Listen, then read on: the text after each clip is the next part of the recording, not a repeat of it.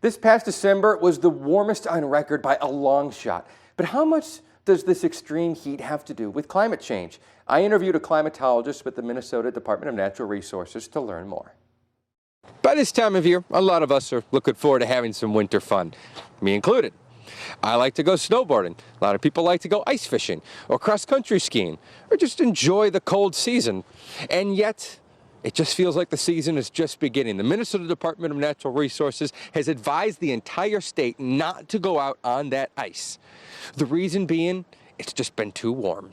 December was the warmest December we have ever recorded in our neck of the woods. And it turns out this December could be an eye or a lens into the future of what a warmer world will look like. A big reason for this extreme warmth so far has been a strong El Niño, an ocean pattern in the Pacific Ocean which alters weather across the globe. But underneath it all, it turns out that winter is the fastest warming season for the upper Midwest with climate change. Greenhouse gases, and of course we're talking about carbon dioxide and methane and even water vapor. These are gases that prevent the earth from cooling down as much as it would have. And they have their biggest effect during the winter time, because that's when we have the least sunlight coming in and the most heat that would be escaping from our region. That's Kenneth Blumenfeld, a climatologist for the Minnesota DNR. Here's what he told me concerning this past record-breaking December.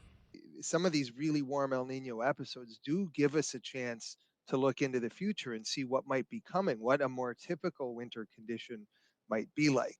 A University of Minnesota study published in 2022 found that winter could warm by 11 degrees by the end of the century, exactly the anomaly recorded this December. In other words, this past month represents typical conditions several generations from now. Blumenfeld told me this lines up with what we've seen so far.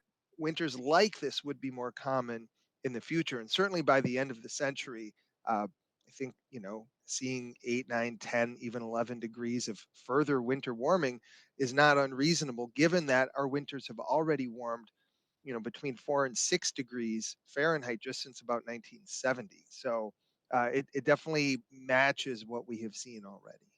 While Minnesota will always have snow and cold snaps, a warmer world is one where these happen less and less frequently.